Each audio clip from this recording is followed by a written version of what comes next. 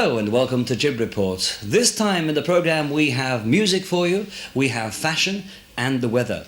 But we in fact start on a musical note, and it's not the music of the 60s this time, nor is it the music of the 70s, nor the 80s, but the sounds of today, the 90s, and it's happening here. The music business is alive and well on the rock and living in half a dozen or so groups, striving for recognition. One such band is Oracle, who've recently released an album in Gibraltar in Spain, and are quite excited about this first big step to better things for the future. Oracle like to rehearse a lot, and I went down to meet them.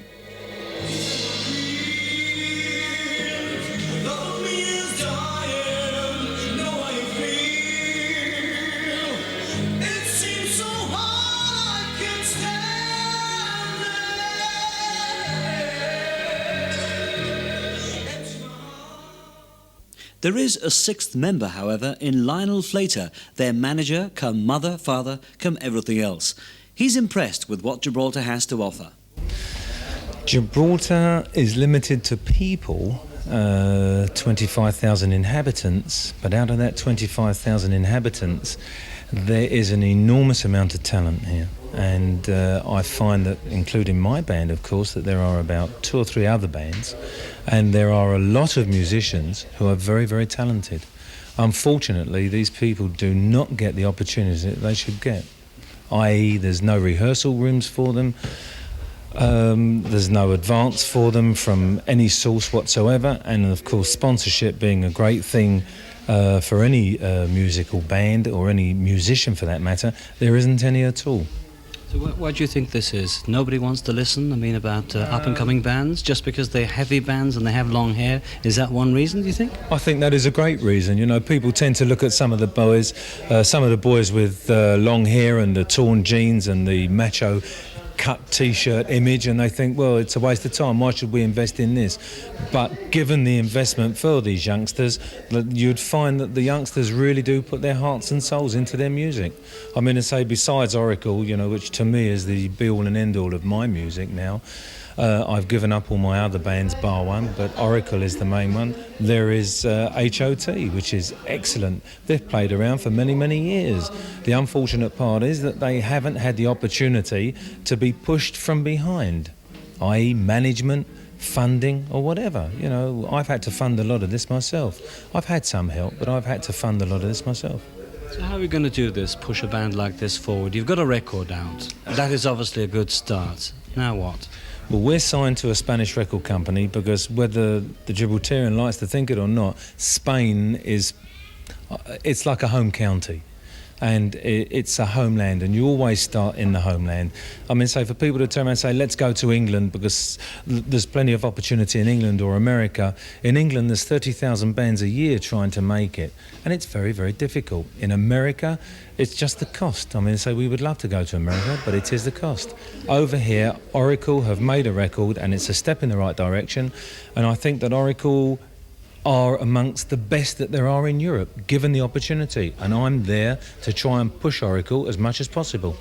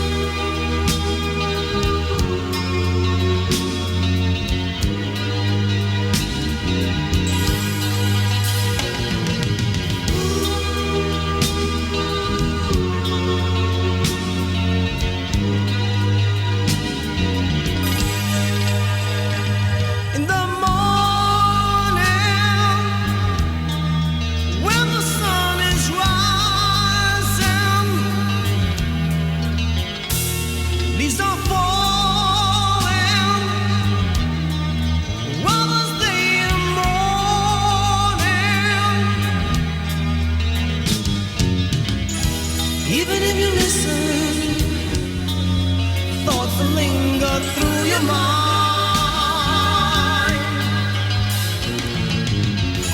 Try and find a reason. I think it helps to wonder why. I see laughter in your unforgetting smile. I see sorrow as the fools walk past me by.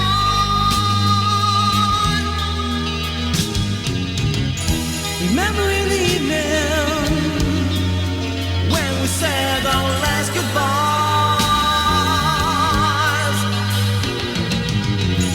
Places were forgotten. I simply wonder why.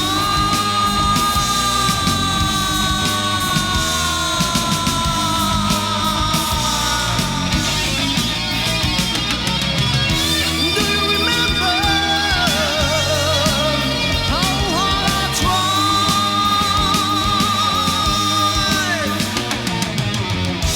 Don't look back now. I never wanna cry. I never wanna cry. I never wanna cry.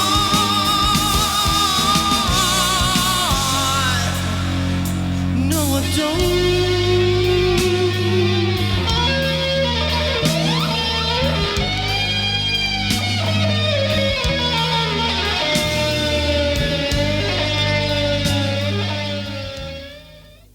Peter, taking a breather from rehearsals. What sort of rehearsals do you do? I mean, are they very long? Well, they're not long, but we usually rehearse about 4 days a week, about 1.5 hours, 2 hours.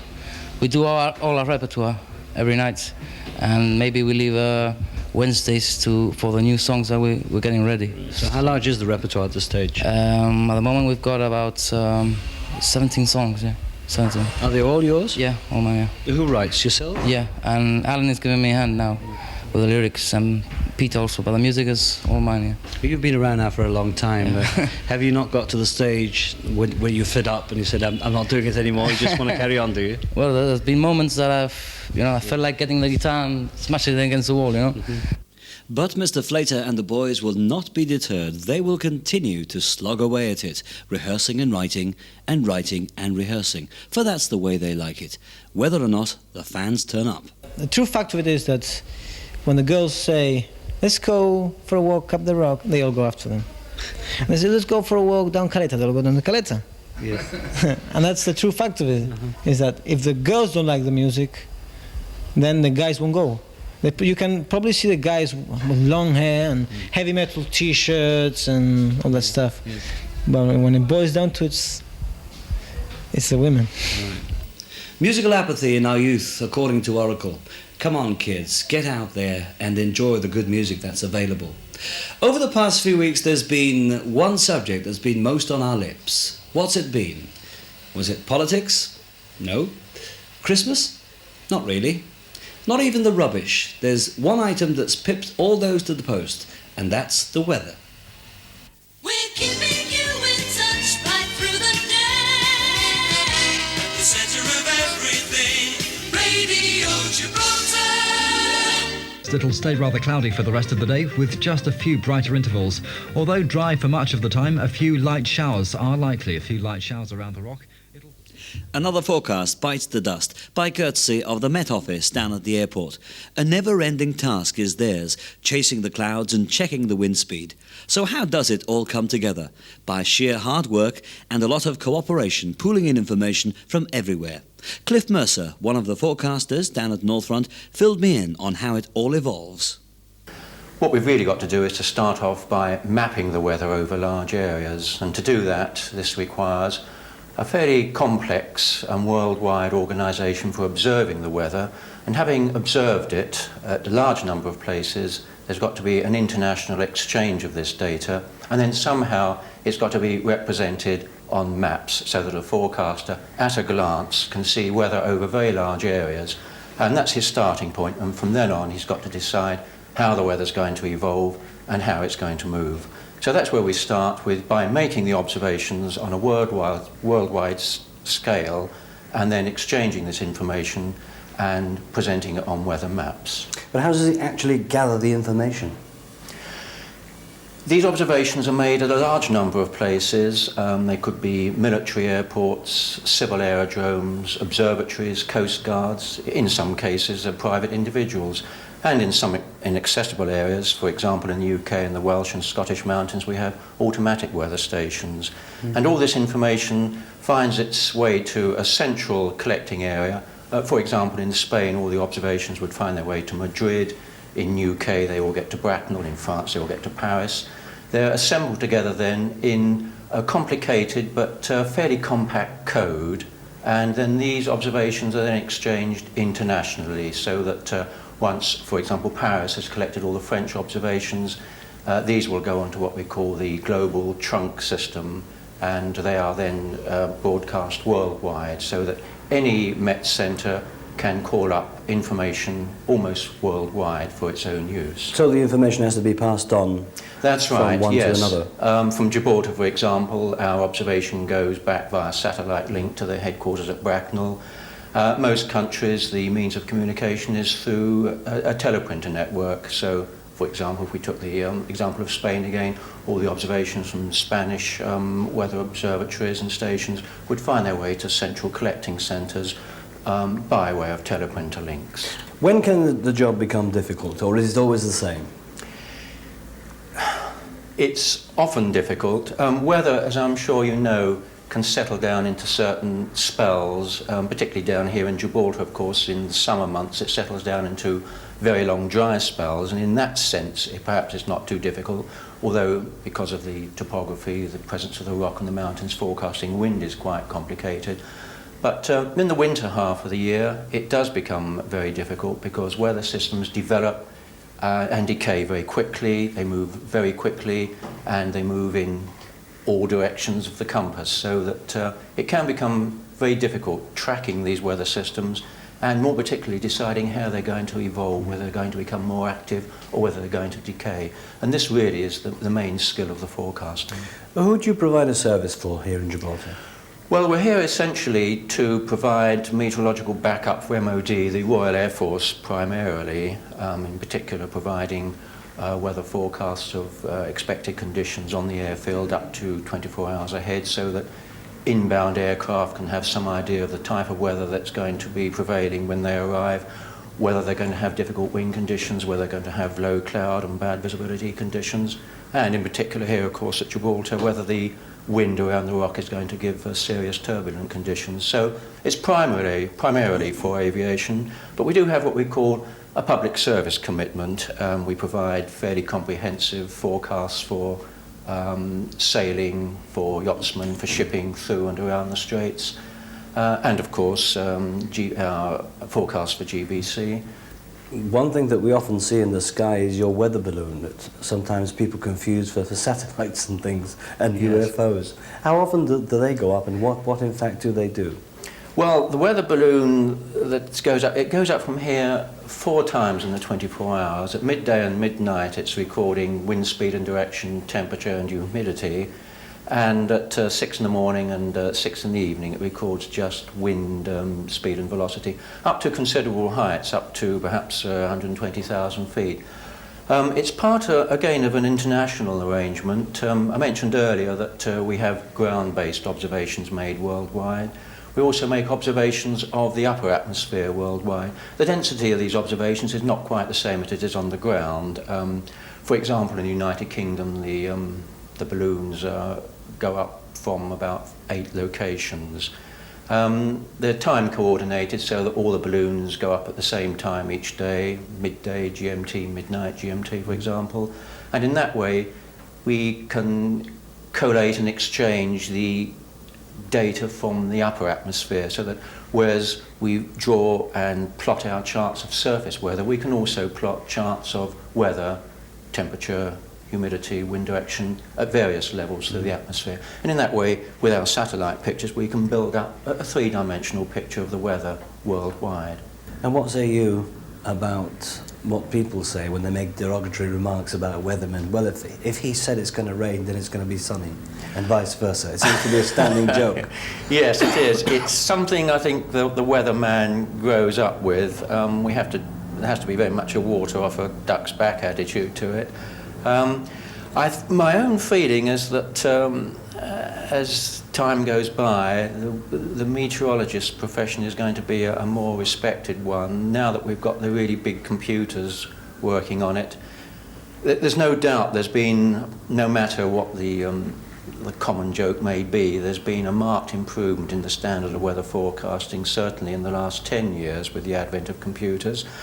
And I'm sure that in the years to come, as we get more sophisticated models of the atmosphere, bigger and bigger computers, and more high-quality observational data from the satellites, that forecasting and the standard of forecasting is going to continue to improve. And I'm quite sure the general public are going to see the benefits of this in the years to come. And that was the weather. How well did you dress in the 80s? Was your hairstyle or hairdo all the rage? Well, all of that is behind us now, of course, and it's right about now that we start comparing the 80s in terms of fashion with the 70s and the 60s and maybe even the 50s and the 40s. Were we top of the pops in terms of fashion in the last decade? Well, it's Helen Sawyer who's been out and about talking to our fashion experts to see how the last decade went in terms of fashion, hair and jewellery. When you take a look at the history of a people, it is the way they look that makes it easy to place them in a particular century, era, or even a decade. The visible symbols of any particular period in time are the clothes people wore, their hairstyle and accessories. At the close of 1989, much has been written and said about events in the last decade. Here we take a look at the fashions, the hairstyles and the jewellery of the last 10 years, as seen by 3 people involved in each of these fields. First, a look at the clothes that featured in the fashion pages and in boutiques during the 1980s. On the 80s, we saw a little bit the ending of the punk. And we saw a lot of new romantics coming in, frills, gold, silver, and all this stuff. And the introduction of the emphasis on shoulders and more of a feminine line. 83, we saw Lagerfeld working for Chanel and bringing Chanel up to what it is up today. 84 was a big year for the Japanese designers. We saw a lot of Japanese and we saw a lot of flow, bold prints, stripes, checks and so forth. On 85, we saw the cowboy look, jeans coming back, 501s and so forth. In 86, we had the sportic, athletic look, more bustier women, very athletic-minded and also dressing that way. On 88, it was more working for the working woman. It was introducing more the suit and a much more comfortable design to the actual woman, introducing ourselves now to the 90s as we are. On the 89, we saw a lot of printed roses, an emphasis on evening wear, a lot of frills, more elaborate work. And on 90, there's no particular design or uniform to follow. Basically is how you feel, that's what you wear. I am my own individual kind of line. Do you think that there is any success story that we can pinpoint to the 80s, any particular line or type of clothes that really was successful throughout the 80s despite what the designers said? I mean, there's many short stories which have been very successful on the 80s. More than anything, I think it's been the imagination let wild of the designer and sort of whatever came up to his mind, that's what he designed. I feel that designers have gone back a lot to the 50s to inspire themselves on designs of the 80s. But it's been a mixture of everything, and it's been the 80s as the 80s that's made the 80s. Jewellery has been worn through the ages to adorn and complement clothes. The sale of precious metals and stones has become big business and as such caters for changing trends. In the 80s, people were more adventurous with jewellery and also began to appreciate non-precious metals. Jewellery is something that's different to clothing. Fashions change, but they don't change so drastically. It's a rather more gradual change. and we tend to introduce things gradually, and obviously they go out of fashion also gradually. There are many things in jewellery that practically never change. For example, chains. We've got curb chains and Belcher chains, and these have been manufactured since the reign of Queen Victoria, and these are still very popular. We've got a lot of new links. I mean, these are all completely new. And of course, people, when they come in, they normally ask for the more traditional type of jewellery. Then if we show them something more modern, usually they do like the new links, and we tend to specialize on chains. So we do have a lot of variation. One change that I have noticed is, for example, that about not 10 but 15 and 20 years ago, white gold was very much in fashion, and now it's not so much in fashion. But then again, there are people who still like it. As I said before, jewellery is not something that goes completely out of fashion. Now we hardly have any white gold jewellery, but we do have the odd requests for white gold jewellery, so we do always keep some in stock. Something that is very fashionable lately is coloured stone jewellery, jewellery with plenty of colours. We have lots of different types of necklaces with plenty of colours. Another thing is that I think is very, very popular at the moment is large earrings, very, very large. Those are very, very fashionable, and say about 10 years ago, ladies used to wear smaller earrings, and now we have these rather big earrings, and they're certainly very popular. I tend to pay a lot of attention to designs, because not everything that is fashionable is commercial, and not everything that is fashionable, people might not like it. So we have to really balance. And I tend to like very modern jewellery. I'm always on the lookout for new jewellery. At the moment, our latest things are these type of flexible rings, and we also have necklaces which are completely flexible, and bracelets to go. And this type of necklace is very new. What would you say in the last 10 years has been the success story in jewellery terms? Would you say there's any one particular line or design or any particular item that has carried through regardless of fashion? Chains, I think. Chains, bracelets and ID bracelets is something that has been sold in the past very well, and I am sure it will continue to be sold. In terms of hair fashion, little has changed in the 10 years that separate 1980 and 1989. Two looks have dominated, the bob in all its rich variations and short styles shaped over ears with longer layered front, worked with mousse and or gel for textured movement. In fact, styling aids have been the success story of the 80s. Now it is imperative to use either mousse, gel or wax to achieve that certain style. The 80s really started off with hard punk.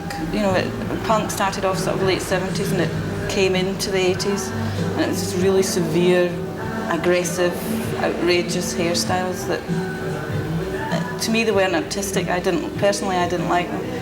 And then after that came the romantic look, which was absolutely totally different, soft and natural. Everyone wanted to look natural. And after the romantic look, everything just seems to blend in to different styles. People wanted to keep their hair curly and fluffy looking because that was the romantic style. Your hair was all. The punk style was really severe lines and colours, definite sort of patches, I would call them, because I didn't really like that look. That it came on into the sort of middle 80s. Those two styles sort of integrated, and you still get really nice short hairstyles, but not so severe as they were in the early 80s. And you also get this long flowing look, which is lovely too. Whereas in the 70s and the 60s, no one would dare have curly hair. Everyone wanted their hair straight, and flicked. That curly hair was definitely out. Whereas now, I think in the 80s, it's nothing. Everything goes. Nothing is out of fashion. As long as everyone has their own style, And if you have a style, it's got to be from the roots of your hair right down to the shoes on your feet. It doesn't matter if it's a smart look or a trendy look, or even, you know, an old-fashioned look. It's still a style, and if you look, you know, the full style, then you'll look good. It doesn't matter if you're in the swinging 80s or the swinging 60s. You know. What do you predict that people will be doing with their hair in the coming years, as we enter the decade of the 90s? Yeah, I think people, I hope, especially people in Gibraltar, will become more adventurous with their hair, especially the young. You know, you don't have to be 16 and 17, I mean, to be outrageous with your hairstyles. You know, you can be in your 20s and 30s and still look good with a really modern hairstyle. I think most probably short hair will be in for the beginning of the 90s. Also, a lot of people will spend more time doing their hair and doing, you know, their makeup, because I think that look is coming back again. You know, the look that it looks as if you've only taken 5 minutes to do, but you've actually spent maybe an hour or an hour and a half to get ready. I think it's going to be short and definite colours, nice colours. The 80s was the decade of success and money, career and material gain. Power dressing became the symbol of the career person. But above all, it was a style decade, the designer decade. The word fashion went out of fashion to an extent, but it became the principle by which many lives were led. And I'm sure we'll have more exciting years ahead of us in the next decade. With that item, we end GibReport for this week. Good night.